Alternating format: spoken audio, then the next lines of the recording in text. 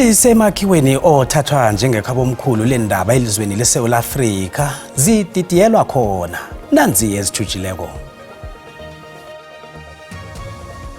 We're happy today that the army is around. It's a good thing that's happening today, and then I hope that it will clear up, and especially at night. Athelekile namhlanje kuseni amajoni endaweni ezihagelwe emagenge kunye namazamazama. Abantu bathabile ngokufika kwawo. Long live the fighting spirit of Terra Likota, long live. Ukhunjilwe njengombumbanisi nomuntu obekalijamela iqiniso umsunguli weCOPE oziyeleke iboyisemkhulu Musiwa Likota ekonzweni yesikhumbuzo ebanjelwe eJohannesburg namhlanje. Department of Education receives 43.4% of the total provincial budget. Isifunda seMpumalanga sabelwe imali eyi-70.3 billion yamaranda eminyakeni wemali ka-2026-2027. Imali eningi iye emnyangweni wezefundo.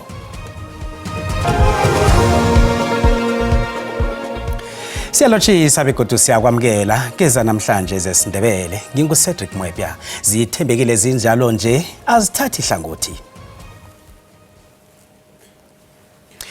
Amanye amalunga wamajoni weSouth Africa afikile eRivali eJohannesburg namhlanje kuseni njengemizamo yokulwisana nobulelesi obuhlotshanisa namagenge kanye nokumayina ngokungamthetho ukuthunyelwa kwamajoni la kulandela isimemezelo sikaMengameli uCyril Ramaphosa ngenyanga epheleleko nabekethula inkulumo yobunjalo belizwe wathi kuzokuthunyelwa amajoni bona azokusebenzisana namapholisa endaweni ezihagelelwe ebulelesi khulu elizweni elizombelele. Ukungenelela kwamajoni okho kulandela intshijilo lezicalene namapholisa eSouth Africa eqiniseni umthetho endaweni ezihagalelwe emagenge nezenzo zokumayina ngokungemthetho. Ukuthunyelwa kwamajoni lijima lesikhatshana kulindeleke bona lirage bekube sekupheleni kwaKantaka wangomnyaka ozako. Ngomnqopho kunzinzisa indawo ezithintekako. Izakhamuzi zeRivali neWestbury zikwamukela ukuthunyelwa kwamajoni. Because we've been crying for the army to come out because of the gangsterism and the zamazamas in our area. So we're happy today that the army is around. And then I still spoke to one of them and he said, no, they're going to be here until next year. So we're happy about that. It's a good thing that's happening today, and then I hope that it will clear up, and especially at night. During the day, it's easy. We feel very safe and comfortable. And now we can sleep at ease and have a peaceful Easter weekend with the holidays along. Amajoni asazokuthunyelwa nakezinye indawo ezihagalelwe zinqhama zamagenge. Asiqale umbono wakho mbukeli ngendaba iphela kule naku uyalandela mbukeli.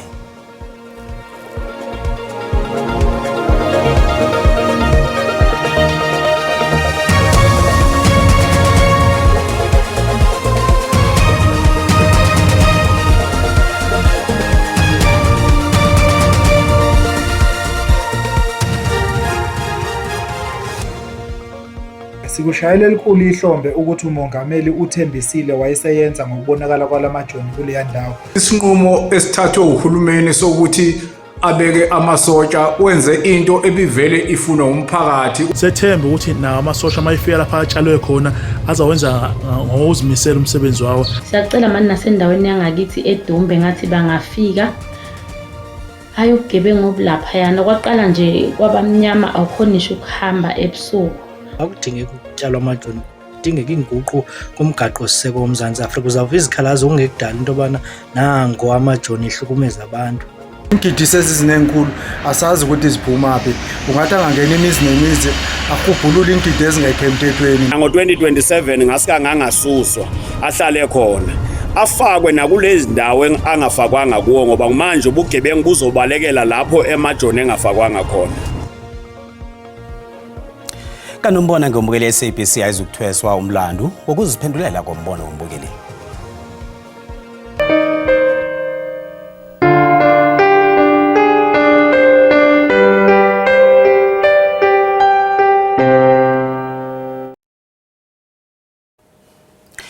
Abasebenzisani kunye nabangani bomsunguli we-Congress of the People i-COPE ongasekho ephasini uMusiwa Likota bamkhumbule njengomlweli chapuluko enkonzweni yesikhumbuzo sakhe ebanjelwe eJohannesburg. Abasebenzisani bakaLikota ekhabe asebenza nabo ku-United Democratic Front bakhumbule indlela abeka ngayo ekwakheni inhlangano wakhona nokusungula i-Congress of the People. Umlweli wechapuluko uThozamile Botha ukhumbule inhlangano eyathoma iShikota eyagcina iba yi-COPE eyasungulwa ngesikhathi kuhlolisa inhlangano eziyokuba ingcenye yamakhetho wango-2009. Live the fighting spirit of Terra Likota, long live. Ama-comrade ka-Terra Likota ehlanganweni UDF awubukile umsebenzi wakhe bamhlanganisa esikhathini esincane benaso ku-UDF KwaZulu-Natal ngaphambi kokuthabotshwa. Bahlathulula igalelo lakhe ekususeni rawu embusweni wobandlululo ngemva kokuyalwa ngumengameli we-ANC wangaleso sikhathi uGeneral Oliver Tambo. We built organizations and alliances into a formidable front that made the country ungovernable and took apartheid down by the end of the decade. Umlwelo chapuluko uThozamile Botha obekalilunga leCOPE phambilini ukhumbula indlela iCOPE yasungulwa ngayo kusukela egameni iShikota. Ubotha utukudosana ngaphakathi kweCOPE kwathoma kusaliwa ngokuthiya kwegama layo. Terra has got very good strength as an organizer. We also accepted, when discussing amongst ourselves, that Mbazima has administrative capabilities and is strong in that. And I still stand by that position. Isekela likanobhala we-ANC uNomvula Mokonyane uthokoza umsebenzi kaLikota ekulweni nombuso wobandlululo. uLikota bekangomunye wabo ku-ANC. uMkonyane uLikota bekakholelwa echapulukweni ekuziphenduleni begodwa uthi abaholi kufanele bakhulume iqiniso nanyana kubudisi. We wish to thank the family for sharing Terra Likota with the people of South Africa. uMkonyane uhlathulule bona uLikota waba yingcenye yesiqhema se-ANC samakhetho nabe ibhinqa lamakhetho wango-1994 nokuthi bekambumbanisi ehlanganweni.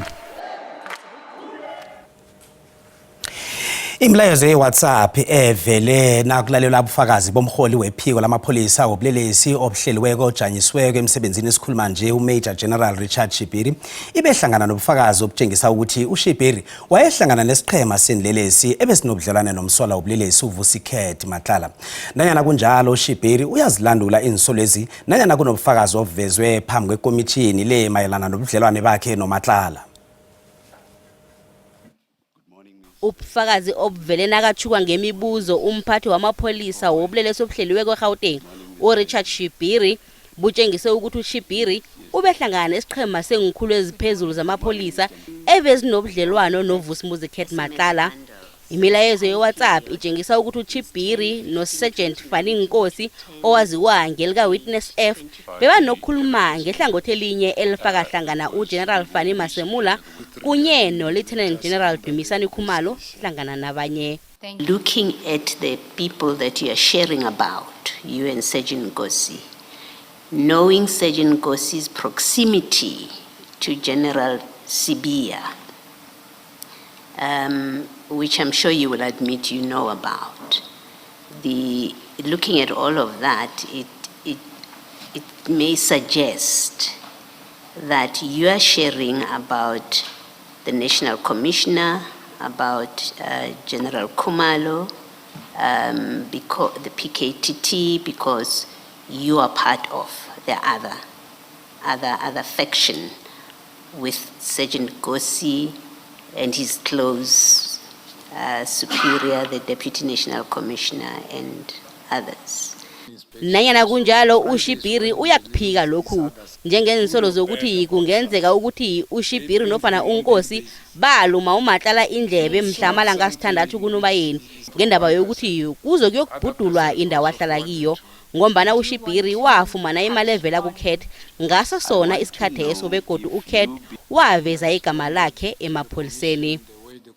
That's why it is a source of concern that the head of organized crime owed Mr. Matlala money at the same time that Mr. Matlala was the subject of a criminal investigation. I hope you get the context. and why it is concerning to all of us. Commissioner, I know I won't go anywhere with this one because it is there. In context or not in context, I borrowed the money not knowing is being investigated or whatever. Nanyana kunjalo ipendulo le akenge ithathelwe hloko. Ukulayelwa kwekomishini kuyaraga. uLieutenant General Francine Avuma osele athethe umhlalaphasi utshele ikomiti yesikhatshana yeParliament ephenya insolo zokucaphelwa ngaphakathi kwevikeleko lelizweli ukuthi kade atheliswa zingikhulu zakhe ngombana bekangavumelani nobukhohlakala. Uvuma usebenze njengesekela likakomishara wamapholisa elinikela isekelo ngensetshenziswa ekukhambeni kwesikhathi waba mphathi ephikweni lokulawula kwempahla kunye namagcwetha. Uthi batsho kade abhala ukulandela imiyalo ephambene nomthetho nokwabangela bona ungqongqotshe walokho wamapholisa uBheki Cele amsuse esikhundleni sakhe. uLieutenant General Francine Avuma uthi batsho isiqundo sakhe sokukhetha okujama kilokho akholwa kikho kwamlimaza emsebenzini. Uthi ukuphenya kwakhe ingikhulu eziphetheko emapholiseni nendlela aphatha ngayo ukuthengwa kwama-PPE ekuyipahla yokuzivikela ngesikhathi se-COVID-19 ngikho ekwamenza umuntu omumbi kungqongqotshe wamapholisa waleso sikhathi uBheki Cele, umphathi wakhe kunye nokomitjhinara wamapholisa uGeneral Fani Masemula. An assessment threat was done.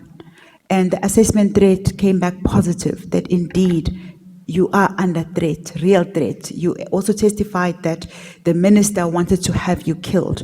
And upon the assessment threat being done by SSA, this was confirmed. These people came to my house in the middle of the night, pointing me with guns, they first went for the gadgets, and then I created a conversation with them, I must say, with their leader. And they said, they confirmed, he confirmed to me that, yeah, we know that you are a police, we know that you have a firearm, we know you have a safe. And I said, how do you know that? He told me that, yeah, they've been sent to kill me. Uvuma uthi batsho uMasemula wamtshela ukuthi ungaphasi kwegandelelo lokuthi amjamise emsebenzini begodu wamtshela nokuthi kanakhe izombeka engozini kunye nebizelo lakhe.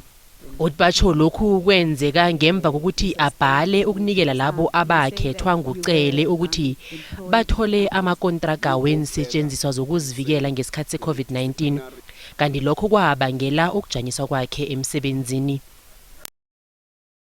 Isifunda seMpumalanga sibekelwe isabelo semali eyi-70.3 billion yamaranda eminyakeni wemali ka-2026-2027.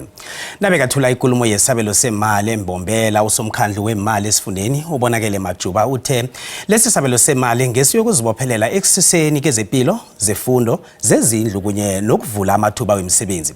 Kanti 250 million yamaranda ibekelwe ngeqadi ukutshetsha kezehlekelele. Kwezifundo nanyana uthinteke endabeni ezingakarisiko nje kodwa ukhonile ukufumana isiqundu semali esabelo semali sesifunda.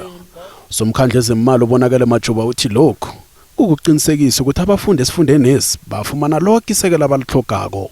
Department of Education receives 43.4% of the total provincial budget, or 30 billion 619 million 440,000. 105 million rescheduled from the previous financial year for the construction of previously pronounced SOPA. Yachayisana imbono ezinye inhlangano zepolitiki ngesabelo semali esi. Siyayivuma le budget, siyayibona ukuthi imali ikhona konje iproblem yethu khona manje ukuthi abantu abazobenefita kule mali abobani. Iyangijabulisa kakhulu indzaba manje sesekutheni iyasebenziseka yini, isebenziseka kahle and isetshenziselwa letinto leto litobe ibudgethelwe tona. Lesingakufuni ke ukuthi imali isale iwelele kweminyaka lotaka ngoba mayimali isele isho ukuthi service delivery ayizangende. Isikhulu somnyango ofisini lomnyango ezemali esifundeni uGugu Mashiteng uthi omunye nomunye umnyango uzokuqalana nabahloli incwadi ukuqinisekisa bona yonke imali abanikelwe yona isetshenziswa ngefanelo. Nasibuya entolo. Waseba novulo ukuthi uyayazi ukuthi le mali le eyakwarafu ukuthi ineziqalekiso kanjani.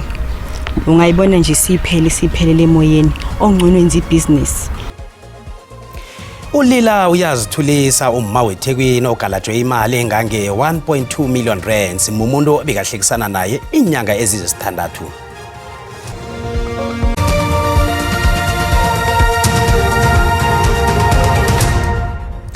Zisekhona indaba mbukeli kanti nazikuphundile kwindabezi uyazithola ku YouTube, SABC Plus, TikTok, X na ku Facebook. Asifake nazo.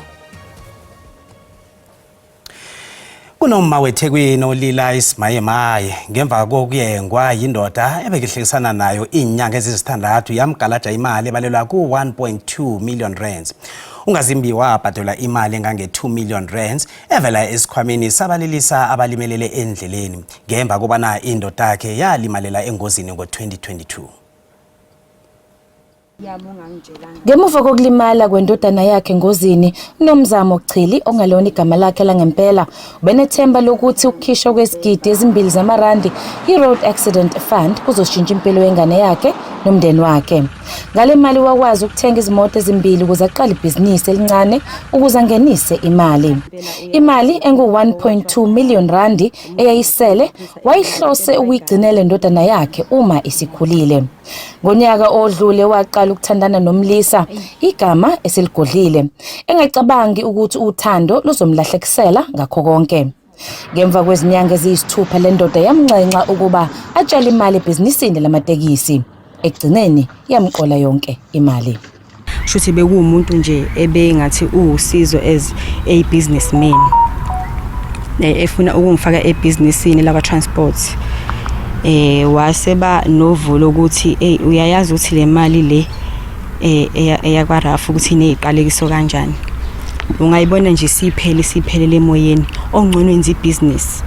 Uthe igcinanga ngokumqola imali yabisidayisa nezimoto zakhe engazi. Yize kuvulwe icala uthi uyangabazi ukuthi yoke aphinda ayithole le mali. Inhlangano elwisana nobugebengu emphakathini ithi Mkhonyovu efana nalena iya ngokuya ivama. Awukho umjolo wemali abantu nje abaqwasha especially abantu besimame because bona bama victims kakhulu.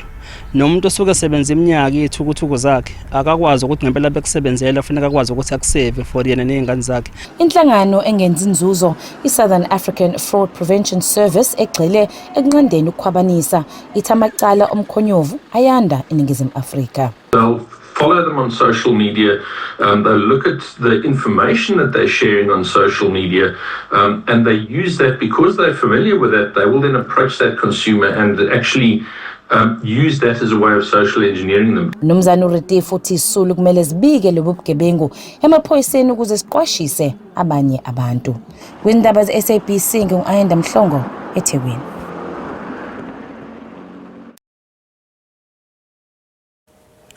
Ipi eragela phambili eMiddle East sele ithinta kumbi ikoro yezamandla ephasini lonke. Kanukuvala kwendawo eqhakatheke khulu yokulayitsha nokulayitshulula imithwalo evela emazweni ngamazwe iStrait of Hormuz kuthikazise ukuthwala kweoli. Lokho kukatelele amazwe ephasini lonke ukuthi alungiselele ukuthlela kweoli.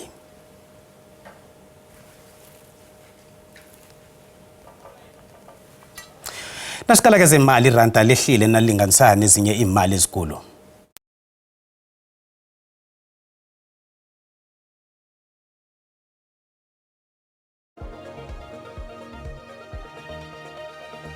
Ipi ehlangana kwe-America, Israel ne-Iran sele kuyiphethe woke amazwe. Lokhu ukuthusela amazwe amaningi ngombana kungenzeka kube nokuhlayela kwe-oli.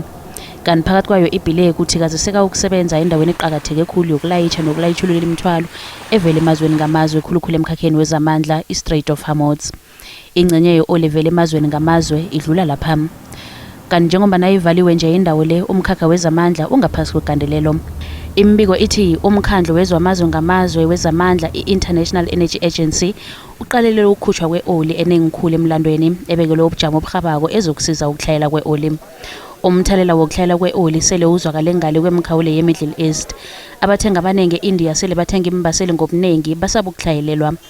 U-AJ Khuma ungomunye wabathengi abajame umjeje omude ngethemba lokuthenga irhasi yokupheka ukubalekela ukuhlayelelwa. 3 बजे यहाँ भोर में हम लोग जो है यहाँ पे आ गए हैं. Sifike la ngabu-3 ekseni. Sekumalanga al-10 ubujamo bunje. Na ungafika ekseni yokukhamba kayitholi irhasi. Kanti kezepolitiki uyahagala umraro wezamandla. Amajoni we-Iran athi kuzokujanyiswa ukuthengiswa kwe-oli i-America ne-Israel nasisaragela phambili nokusahlela i-Iran. Kodwa umengameli we-America uDonald Trump ugandelela ukuthi i-America ayikazi ukuhlala iphutha umkhono izokuqinisekisa ukuthi akujama ukusabalaliswa kwe-oli. I will not allow a terrorist regime to hold the world hostage and attempt to stop the globe's oil supply, and if Iran does anything to do that, they'll get hit at a much, much harder level. Kanti njengoba namazwe anamandla bekubujamo obilihlelo ebukhali, i-Europe yona iqalene nomraro omkhulu eqinisekiseni ukuzinziswa kwezepolitiki nomnotho ngombana ithembele khulu ekuthengweni kwamandla. Kezemali iranda lehlile nalinganisana ezinye imali ezikulu.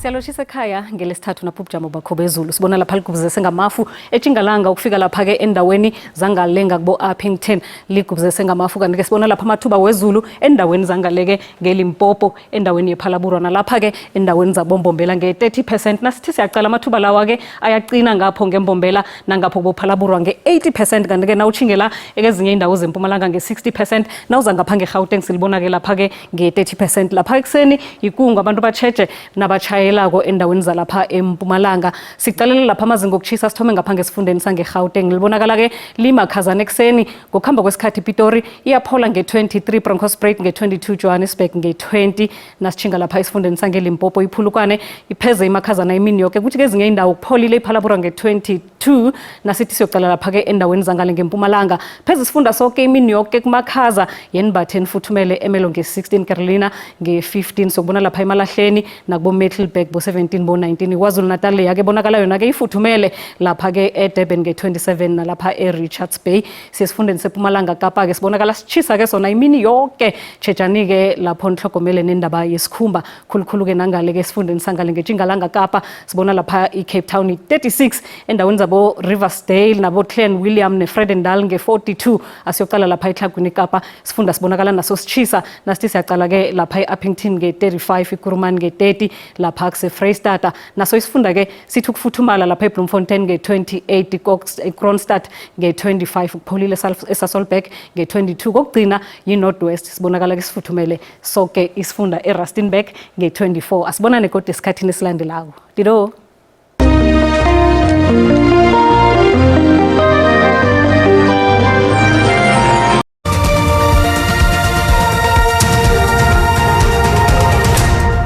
Sizibeka lapha namhlanje umusa